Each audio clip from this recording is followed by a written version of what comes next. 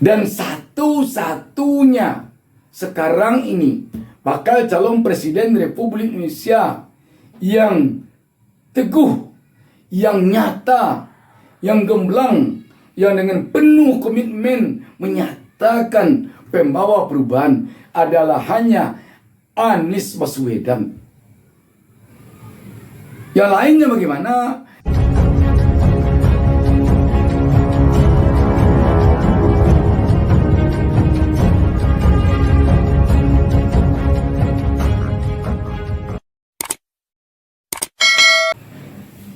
Assalamualaikum warahmatullahi wabarakatuh. Jumpa lagi dengan saya Bustami Narda.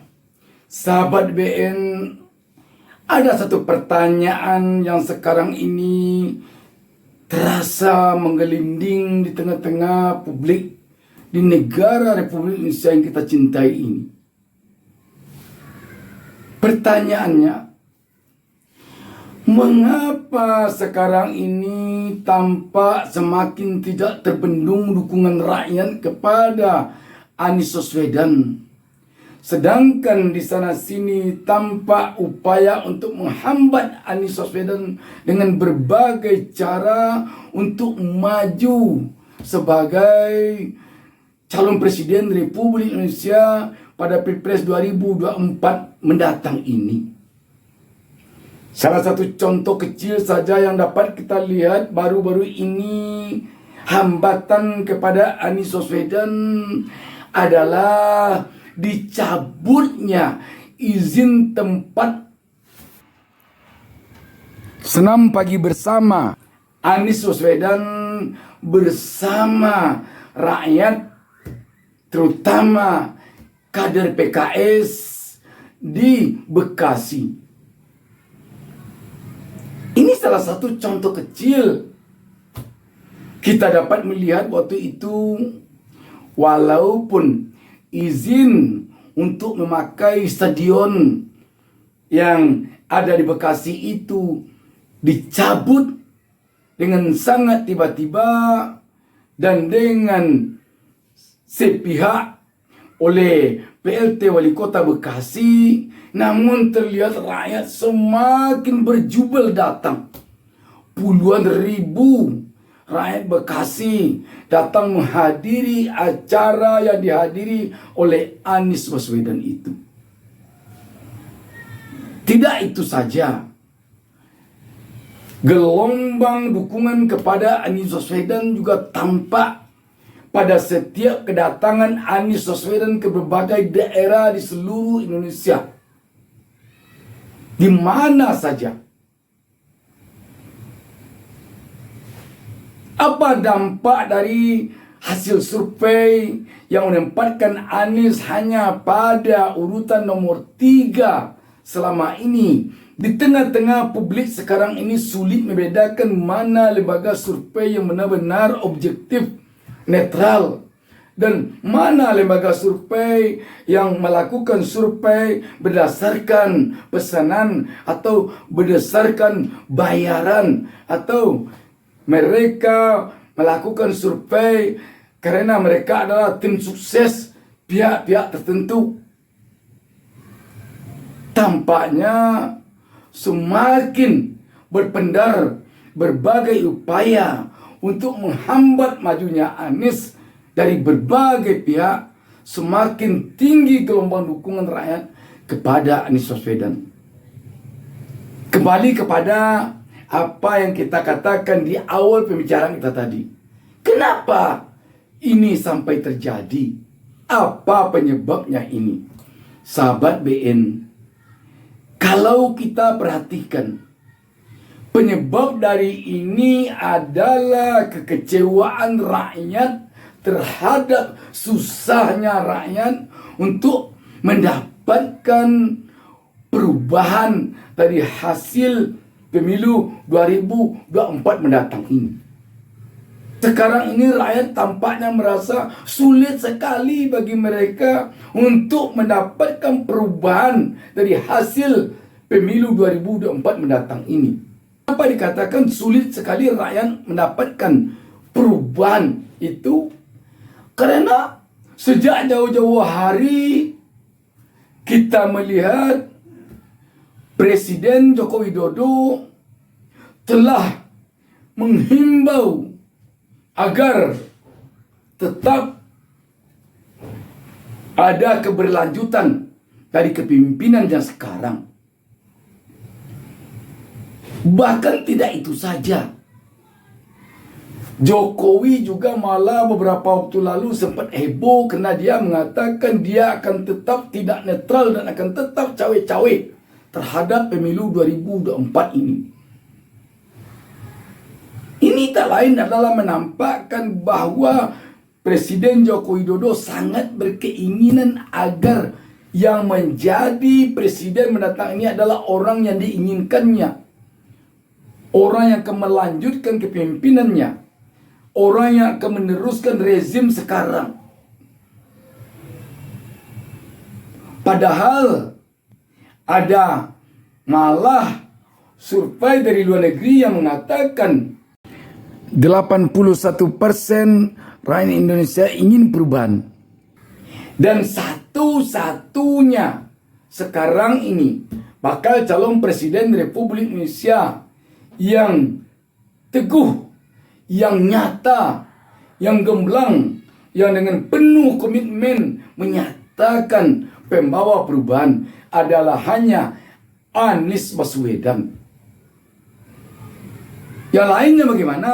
Yang lainnya tampak sangat bersemangat untuk mengatakan bahwa mereka adalah pelanjut dari rezim sekarang, bahwa mereka adalah penerus dari kepemimpinan Joko Widodo.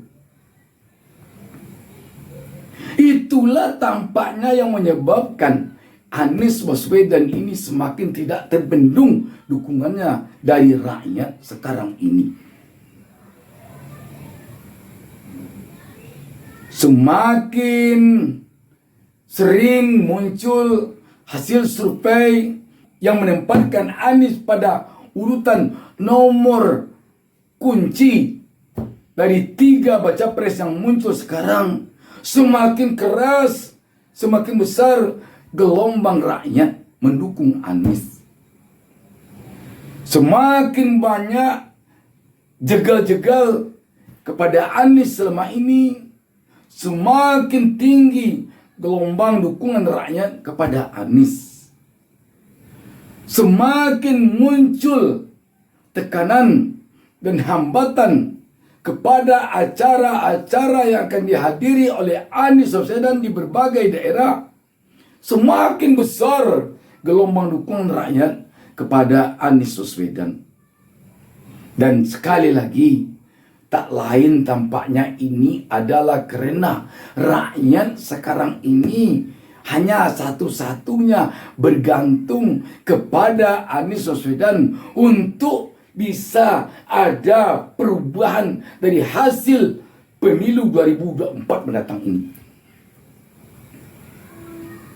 Dan masyarakat kita, seperti juga masyarakat di mana-mana di dunia ini, bahwa dengan pemilu ini dia mengharapkan, dia menginginkan, dia mengimpikan adanya perubahan kepada yang lebih baik dari situasi dan kondisi kita sekarang ini.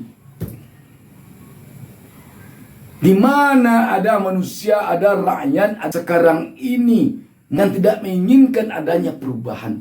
Di mana? Tanyalah di muka bumi ini. Tidak ada orang yang tidak menginginkan adanya perubahan ke arah yang lebih baik, kepada yang lebih baik dari yang sedang dia alami.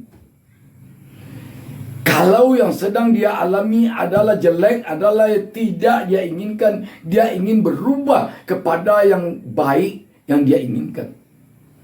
Kalau yang dia alami sekarang ini adalah baik, dia ingin lebih baik lagi. Itulah sifat manusia. Karena itu, semangat perubahan yang dibawa oleh Anies Baswedan sudah jelas adalah semangat yang diinginkan oleh masyarakat Republik Indonesia, oleh rakyat Republik Indonesia. Kecuali rakyat yang benar-benar tidak mau berubah, yang ingin hanya stagnan di sana saja selama-lamanya. Sahabat BN, sekali lagi, inilah tampaknya yang menyebabkan dukungan kepada Anies Baswedan semakin tidak terbendung.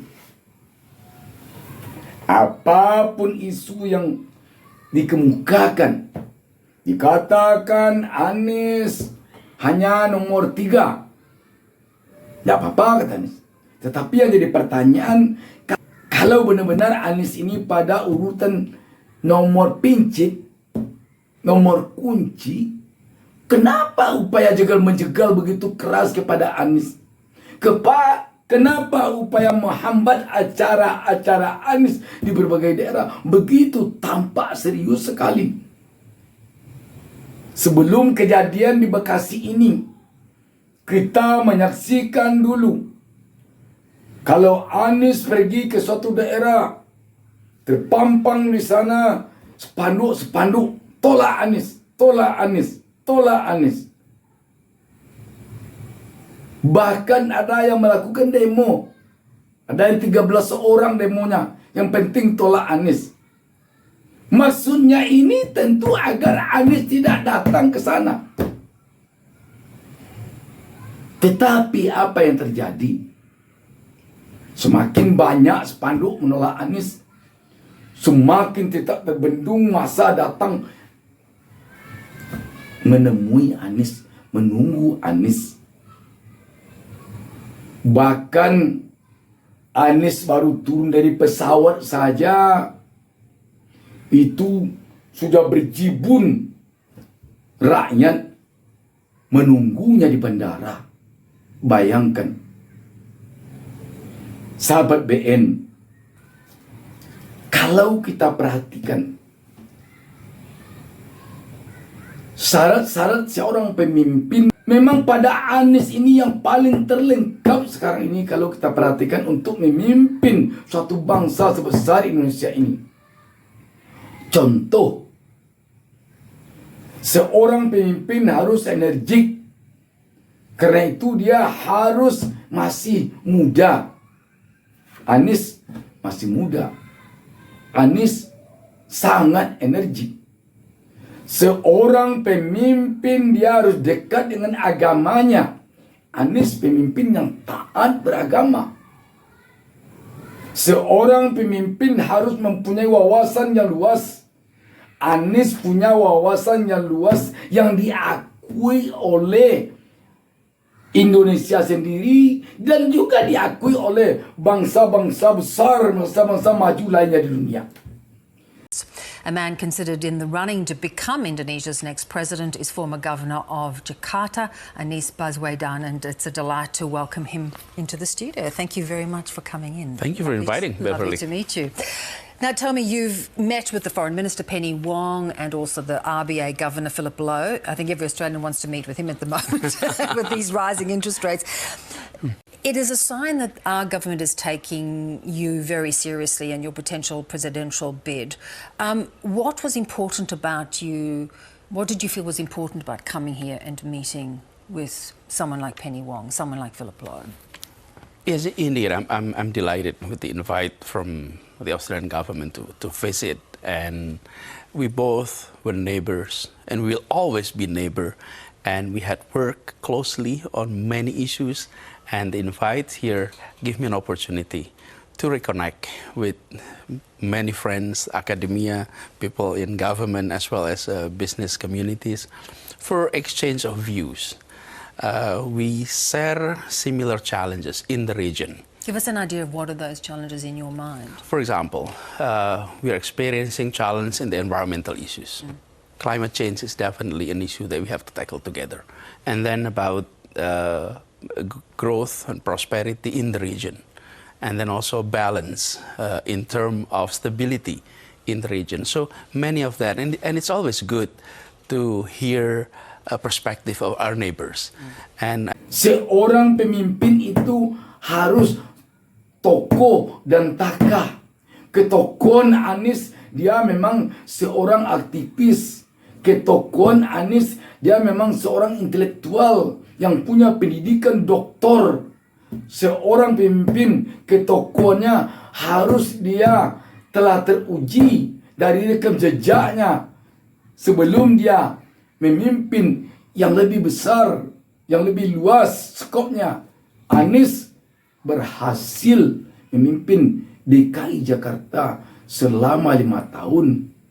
DKI Jakarta tidak disebut sebagai provinsi miskin. DKI Jakarta tidak disebut provinsi yang upah buruhnya tidak diperhatikan atau upah buruhnya termurah. Provinsi DKI Jakarta memiliki kerukunan umat beragama, kerukunan umat seagama yang sangat-sangat dipuji oleh seluruh tokoh-tokoh agama yang ada di DKI Jakarta. Mereka merasa setara di dalam kepemimpinan Anies Baswedan. Seorang pemimpin di samping tokoh juga harus takah. Dia rapi, dia memang ganteng, tidak malu kita memperlihatkan pemimpin kita ke luar negeri, baik dari segi penampilan fisik maupun dari segi penampilan dia berpakaian. Tidak malu kita. Apalagi dari segi dia berbicara. Dia punya tutur kata yang indah didengar, menyejukkan batin. Dia punya tutur kata yang tidak kasar. Dia punya tutur kata yang memperlihatkan bahwa dia adalah seorang yang rendah hati. Dia tidak mau bicara kalian-kalian kepada rakyat. Dia tidak mau bicara you kepada rakyat. Pembicaraannya sangat sopan, sangat santun. Banyak dan banyak lagi syarat-syarat yang dipenuhi oleh Anies Baswedan sebagai seorang pemimpin. Dan itulah yang tampaknya bagi rakyat sekarang ini yang membuat rakyat benar-benar yakin bahwa Anies Baswedan nanti benar-benar akan membawa perubahan kepada yang lebih baik ketika nanti dia punya kesempatan memimpin bangsa dan negara ini. Jadi itulah sahabat BN tampaknya yang menyebabkan makin hari Anies semakin tidak terbendung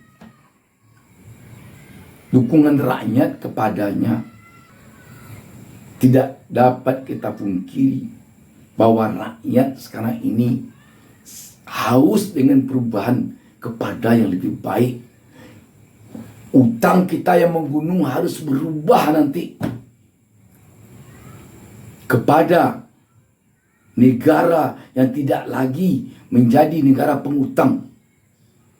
Demokrasi kita yang indeksnya makin menurun sekarang ini, tentu kita inginkan atau rakyat inginkan ada perubahan nanti agar indeks dari demokrasi kita naik. Ekonomi kita sekarang ini yang tampaknya sangat menghimpit rakyat, terutama rakyat kecil. Dan ketimpangan ekonomi semakin tampak jauh dari hari ke hari. Rakyat menginginkan adanya perubahan nanti. Ketimpangan ini minimalisir dan kesejahteraan rakyat dapat ditingkatkan. Di sinilah nanti rakyat agaknya merindukan terhadap apa yang selalu dikemukakan oleh Anies Baswedan, yakni pembangunan yang berkeadilan. Demikian juga dari segi hukum dan keadilan dan lain sebagainya. Itu saja sahabat. Assalamualaikum warahmatullahi wabarakatuh. Jangan lupa subscribe. Jangan lupa subscribe.